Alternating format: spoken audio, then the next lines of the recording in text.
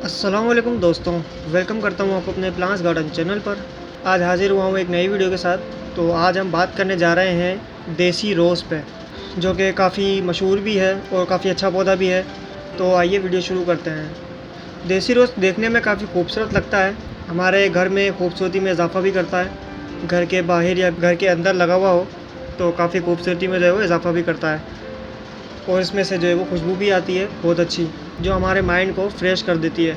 तो आज इसी पौधे पे बात करने वाले हैं। तो आइए इसकी केयर जानते हैं कि किस तरह से इसकी केयर की जाती है, किस तरह से जो है वो उसको ग्रो किया जाता है। तो सबसे पहले हम बात करेंगे इसको ग्रो करने की कि किस तरह से जो है वो ये ग्रो होता है। तो ये दो तरीक़ों से ग्रो हो जाता है, एक तो बीज से और एक कलम से। कलम से बहुत आसानी से ये ग्रो हो जाता है, लेकिन बीज से ये आसानी से ग्रो नहीं हो पाता। इसके जो बीज होते हैं वो फूल में ही बन जाते हैं।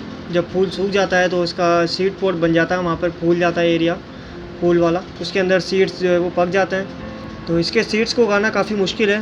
तो उग तो जाते हैं लेकिन काफ़ी टाइम ले जाते हैं, तकरीबन महीना, 2 महीना, 3 महीना भी ले जाते हैं, और बाज़ दफ़ा तो उगते भी नहीं हैं। तो इसको कलम से लगाने का तरीका बहुत आसान है। तो आइए जानते हैं कि किस तरह से इसकी कलम लगाई जाती है। तो सबसे पहले तो आपने जो है वो कलम ले लेनी है इसकी, 5 से 6 इंच की आपने इसकी कलम ले लेनी है, और ओनली मिट्टी के अंदर आपने जो है वो उसको लगाना है। पेंसिल जितनी थिकनेस की कलम होनी चाहिए, जितनी मोटी पेंसिल होती है उतनी मोटी जो है वो उसकी कलम होनी चाहिए। उससे मोटी होगी तो सही है, लेकिन उससे पतली होगी तो नहीं चल पाएगी। बाज़ दफ़ा सर्वाइव कर भी जाती है, बाज़ दफ़ा जो है वो सर्वाइव नहीं भी कर पाती। जो हार्डवुड कटिंग होती है इसकी वही सर्वाइव कर पाती है। सॉफ्टवुड कटिंग काफ़ी कम चांसेस रहते हैं उसकी ग्रो करने के। जितनी मोटी कलम होगी उतना अच्छा होगा उसकी ग्रोथ के लिए। तो कौन सी मिट्टी में इसको लगाना है, तो जो भी मिट्टी आपके पास हो, बालू रेत हो या चिकनी मिट्टी हो या और कोई सी भी मिट्टी आपके पास हो, तो वो आप उसमें जो है वो उगा सकते हैं इसको, कलम को। प्लास्टिक मटेरियल आपने नहीं यूज़ करना, आपने जो है वो गमला इस्तेमाल करना है इसके लिए। छोटे गमले में आप जो है वो उसकी कलम को लगा सकते हैं।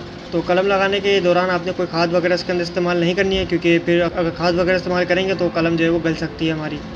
तो ओनली आपने मिट्टी लेनी है, कोई भी मिट्टी हो आपके पास, तो वो मिट्टी आपने जो है वो सादा मिट्टी आपने इस्तेमाल करनी है, चाहे न्यू हो या पुरानी हो, लेकिन खाद नहीं हो उसके अंदर।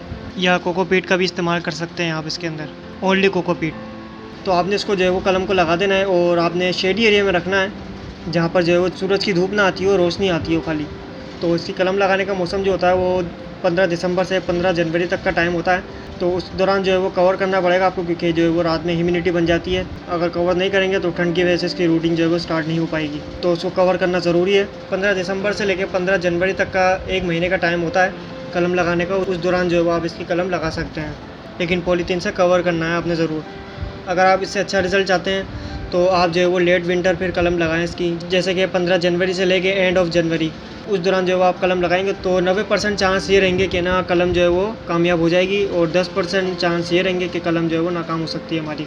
तो लेट विंटर आप कलम लगाएंगे तो आपको जो है वो बहुत अच्छा रिज़ल्ट मिलेगा, बिना किसी कवर किए। कोई पॉलीथीन से कवर नहीं करना, बस आपने जो है वो उसको शेडी एरिया में रख देना है कलम को लगाने के बाद। सूरज की रोशनी आती हो, धूप ना आती हो उसको, वहाँ पर उस जगह पे आपने जो है वो उसको रख देना है। तकरीबन महीने में या 2 महीने में इसकी जो है वो रूटिंग और शूटिंग स्टार्ट हो जाती है। और पानी आपने तभी देना है जब ऊपर का सरफेस एरिया हल्का हल्का ड्राई होने लगे, लेकिन ज़्यादा खुश्क नहीं करना है मिट्टी को, क्योंकि कलम पे जो है वो गल सकती है हमारी अगर पानी की ज़्यादा कमी हो गई कलम को। मॉइस्चर जो है वो बना रहना चाहिए मिट्टी में। मिट्टी को आपने ज़्यादा गीला भी नहीं रखना है और ज़्यादा सूखा भी नहीं रखना है, नॉर्मली जो है वो मॉइस्चर उसमें बना रहना चाहिए। अब बात करते हैं इसकी केयर की कि किस तरह से जो है वो इसकी केयर की जाती है, कितनी इसको धूप देनी है, कौन सा फर्टिलाइज़र देना है। तो आइए जो है वो जानते हैं। तो सबसे पहले बात करते हैं इसकी सनलाइट की कि कितनी इसको जो है वो सनलाइट देनी चाहिए। इसको तकरीबन सुबह से लेके दोपहर तक की इसको धूप आपने देनी है, 3 से 4 घंटे की धूप डायरेक्ट इसके ऊपर धूप आए, तभी फ्लावरिंग जो है ये कर पाएगा अच्छी। अगर कम धूप देंगे तो पत्तों की ग्रोथ होती रहेगी, लेकिन फ्लावरिंग ये नहीं कर पाएगा। तो धूप ज़्यादा देंगे, जैसे कि 3 से 4 घंटे की धूप देंगे, तो ही ये फ्लावरिंग जो है वो अच्छी करेगा। और बस आपने जो है वो तेज़ गर्मी से इसको बचाना है। मई और जून की गर्मी में इसको आपने जो है वो शेडी एरिया में रख देना है, या किसी ग्रीन नेट के नीचे इसको रख देना है, जहाँ इसको सिर्फ सुबह की 2 से 2.5 या 3 घंटे की इसको धूप लगे, ज़्यादा नहीं मॉर्निंग की। और सर्दी में आपने इसको फुल धूप देनी है, 5 से 6 घंटे की। शेडी एरिया में नहीं रखना आपने इसको। तो बात करते हैं इसके गमले की, कितना बड़ा इसको गमला देना चाहिए। तो इसको गमले की रिक्वायरमेंट जो है वो ज़्यादा रहती है। तकरीबन इसको आपने 12 इंच से बड़े गमले में ही लगाना है। 12 इंच का भी चलेगा, लेकिन 12 इंच से कम गमला नहीं देना आपने इसको, क्योंकि ये एक झाड़ी नुमा पौधा होता है, झाड़ी बन जाती है इसकी जो ब्रांचेस हैं और जड़ें हैं वो मजबूत हो जाती हैं, हार्डवुड हो जाती हैं। तो इस वजह से जो है वो इसको आपने ज़्यादा स्पेस देनी है ताकि इसकी जो है वो ग्रोथ ज़्यादा से ज़्यादा बढ़े और अच्छी ग्रोथ करता रहे। ये 12 इंच से आपने कम गमला नहीं देना, 12 इंच से बड़ा दे सकते हैं, 12 इंच का दे सकते हैं बस। और बात करते हैं इसके फर्टिलाइज़र की कि कौन सा फर्टिलाइज़र इसको जो है वो देना चाहिए। तो इसको फर्टिलाइज़र दें या ना दें तब भी ये ग्रोथ अच्छी करता रहता है। ये एक ऐसा पौधा है जो हमसे ना ज़्यादा केयर और ना ज़्यादा फर्टिलाइज़र मांगता है। ये कम केयर में अच्छी ग्रोथ करता है, अच्छी फ्लावरिंग करता रहता है। तो इतनी ज़्यादा ये केयर की इसको ज़रूरत नहीं होती है। देना चाहें फर्टिलाइज़र दे सकते हैं, कोई सा भी ऑर्गेनिक दे सकते हैं या केमिकल दे सकते हैं, जो आपका दिल करे वो आप दे सकते हैं। ऑर्गेनिक में आप काऊ डंग दे सकते हैं, इसको वर्मी कंपोस्ट दे सकते हैं, लीफ कंपोस्ट दे सकते हैं, किचन वेस्ट कंपोस्ट दे सकते हैं। एक मुट्ठी आपने जो है वो 12 इंच के गमले में अच्छी तरह से जो है वो गोडी करके दे देनी है। और केमिकल आपने देनी है इसको, जितने इंच का आपका गमला हो उतने ही दाने आपने NPK हो या DAP हो उतने ही दाने आपने डाल देने। जैसे कि अगर 12 इंच का गमला है तो 12 दाने गिन के आपने डाल देने हैं, ज़्यादा नहीं डालने हैं क्योंकि ये केमिकल है, फौरी असर करती है। तो इस वजह से जो है वो ज़्यादा यूज़ होने की वजह से आपका पौधा जो है वो मुरझा सकता है, जल सकता है। तो महीने में या 15 दिन में एक दफ़ा आप जो है वो खाद इस्तेमाल कर सकते हैं इसमें, लेकिन ज़्यादा तेज़ गर्मी हो तब इसको खाद नहीं देनी है। मई और जून की गर्मी में आपने कभी भी खाद नहीं देनी इसको, क्योंकि उस दौरान जो है वो गर्मी बहुत ज़्यादा होती है, मौसम वैसे गर्म होता है। तो अगर आप ऊपर से इसको खाद दे देंगे तो पौधा आपका डेफिनेटली जो है वो मुरझा जाएगा या मर जाएगा। तो कभी भी आपने जो है वो मई जून में इसको जो है वो खाद नहीं देनी है। उस दौरान जो है वो इसको आपने इसके हाल पे छोड़ देना है, जहाँ रखा हुआ है वहीं रखे रहने दें इसको। बस इसके ऊपर शेडी एरिया बना दें या ग्रीन नेट लगा दें, जहाँ इसको सिर्फ 2 से 3 घंटे की धूप लगे। और बात करते हैं इसकी पानी की, कितना पानी इसको देना चाहिए। तो इसको ज़्यादा पानी बिल्कुल भी पसंद नहीं है। पानी इसके गमले में ज़्यादा ठहरा रहेगा तो इसकी जड़ें जो है वो गल जाएंगी। जब ऊपर का सरफेस एरिया मिट्टी का ड्राई होने लगे तभी इसको पानी देना है, वरना इसको पानी देने की ज़रूरत नहीं होती है।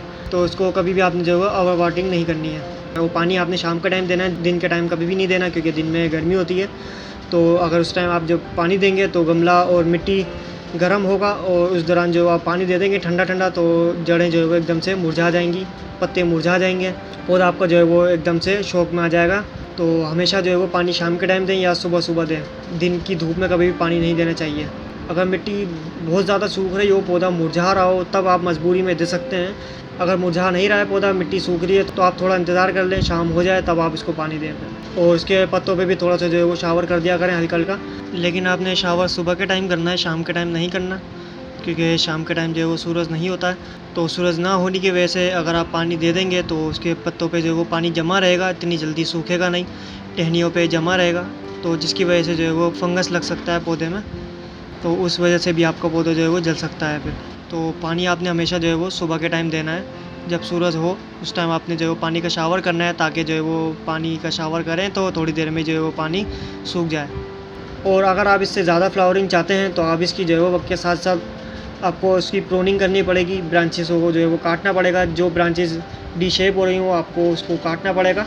अगर उसको नहीं काटेंगे तो वो लंबी हो जाएगी, डी शेप हो जाएगी, तो जिसकी वजह से जो है फ्लावर भी कम लगेंगे। तो जितनी ज़्यादा इसकी कटाई करेंगे उतनी ज़्यादा इसकी साइड ब्रांचेस निकलेंगी, तो उतनी ज़्यादा इसके अंदर जो है वो फिर फूल लगेंगे। कटाई भी आप जो है वो वक्त के साथ साथ इसकी करते रहा करें। जैसे कि जब फूल खिल जाए उसके बाद जब वो मुरझा जाए तो उस फूल को जो है वो कट कर दें, ताकि नीचे से जो है वो नई ब्रांचेस से बन सकें। अगर उस फूल को नहीं काटेंगे तो नीचे से ब्रांचेस नहीं बन पाएंगी, तो फूल वहीं लगे लगे जो सूख जाएगा, फिर वो पूरी ब्रांच को भी सुखा सकता है आपकी। और इसके अंदर जो है डायबेक की बीमारी बहुत कम होती है लेकिन इतनी ज़्यादा नहीं होती जितनी इंग्लिश रोज़ में होती है। इसके अंदर अगर डायबेक की बीमारी लग जाए, जो ब्रांच काली हो रही है उस ब्रांच को जो है वो आप काट दें, उसको छोड़े मत, उसको जो है वो काट दें, नहीं तो वो पूरी ब्रांच को जो है वो काला कर देगी, फिर दूसरी ब्रांचों को भी जो है वो काला कर देगी वो। और वक्त के साथ साथ इसकी जो है वो गोडी भी करते रहनी है आपने। हफ्ते में एक दफ़ा जो है वो उसकी गोडी ज़रूर कर दिया करें, ताकि एयरेशन जो है वो बना रहे, जड़ों को जो है वो ऑक्सीजन मिलती रहे। अगर मिट्टी का सरफेस एरिया ऊपर का कॉम्पैक्ट हो गया तो पौधे की ग्रोथ पे असर पड़ेगा, पौधे की ग्रोथ जो है वो स्लो हो सकती है, फूल नहीं लगेंगे, ग्रोथ जो है वो काफ़ी स्लो हो सकती है इसकी फिर। तो बस यही इसकी चंद केयर हैं जो मैंने आपको बताई है, इस पर अमल करेंगे तो इंशाल्लाह के बाद भी जो है वो पौधा बआसानी है ग्रो हो जाएगा। तो बहुत ही इजीली टू ग्रो पौधा है, बहुत आसानी से ग्रो भी हो जाता है और इसकी केयर भी इतनी ज़्यादा नहीं करनी पड़ती। तो आप भी लगाएं अपने घर में, खूबसूरती में इजाफा करें तो आपके घर को ये खुशबू से जो है वो भर देगा। और इसके अंदर 2 से 3 कलर आते हैं, एक तो रेड होता है और एक लाइट पिंक होता है और एक वाइट होता है इसके अंदर। तो बस ये आज की मेरी वीडियो थी। वीडियो अच्छी लगी हो तो वीडियो को लाइक करें, चैनल को सब्सक्राइब करें, ताकि मैं आपके लिए ऐसे अच्छे वीडियोस लाता रहूँ। मिलते हैं आपसे किसी नई वीडियो में किसी नए टॉपिक के साथ। तब तक के लिए खुदा हाफिज़।